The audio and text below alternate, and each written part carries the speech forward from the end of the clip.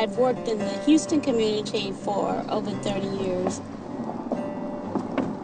It takes all of us maximizing our resources, community-based nonprofit organizations, healthcare organizations, to build the health of a community. Long-time supporters for Hicksia. The foundation helped build the infrastructure for tobacco policy advocacy across the country by funding statewide coalitions. They didn't involve a lot of communities of color, and so the foundation decided to shift the focus towards the populations that were impacted by smoking. How you doing? The minority community, a lot of these folks, they're bussers, they're servers in smoky bars and restaurants and places like that. Secondhand smoke kills people. They're getting sick. And whether they get asthma, whether they get chronic sinusitis, they get sinus infections, they don't have insurance. I've got one in here that's like 25 years old with lung cancer. Creating a smoke-free environment would lead to the health of the community that we were serving.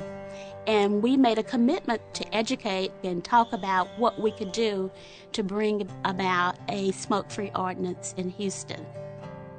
We kept to that commitment. Hicksia is Houston Communities for Safe Indoor Air. They represented the Mexican American, African American, Asian American, and Native American communities. This is our first ad campaign, the Secondhand Smoke Kills. One of our priorities was in all of our ads to make sure that everything's translated. Good to see you. Good to see you. How's everything? Oh, busy. All of our communities are very concerned about this secondhand smoke. Why don't we get together and think of something? I did this to show people to be tobacco free, and it's not good for your lungs. We did try to bring some creativity to our education. We spent time at parades. We had a 3K walk. We did those things that showed that the community was interested. And when you're working on an issue that doesn't involve money, you better have people. I'm here to represent the Vietnamese Cultures and Science Association in support of the smoking ordinance. Support the smoke-free ordinance on behalf of my patrons who are employed by restaurants, bars, and other segments of the hospitality industry. I think you should not be afraid of changing cultural norms. We can do it. We have done it in the past. Thank you. We had a lot of pushback from businesses, but when we finally got down to the real core of the issue, that this was poisoning the air and that people literally die from secondhand smoke, then people had to just go with the rationale of it. City Council has voted to outlaw smoking in most indoor public places. We're working together. We're making law. This is good law.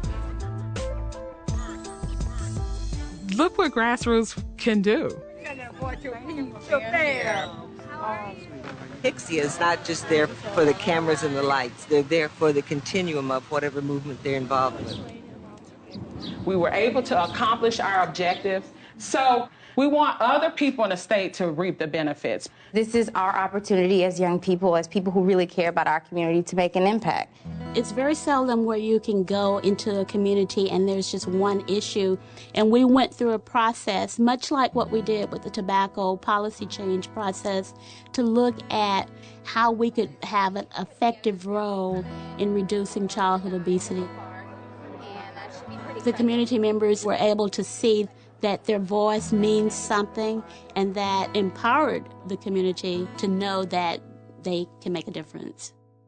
The Childhood Obesity Initiative for Hicksia is set around Emancipation Park. One of the goals is to increase the traffic at the park, looking at how we can be healthier and how we can live well. There's a tennis court, there's a volleyball court. There's absolutely everything here for any young person to be involved and to be physically active. The focus really has been to engage a new core of advocates from the communities that are hardest hit by a whole array of issues. We were addressing the smoking issue in addition to obesity and physical activity. You think that maybe this could kind of be a gateway? Education is always the primary step when you want to move to advocacy. The voices of the people are the voices that matter, and with the coalitions from all over, those are voices that just can't be ignored.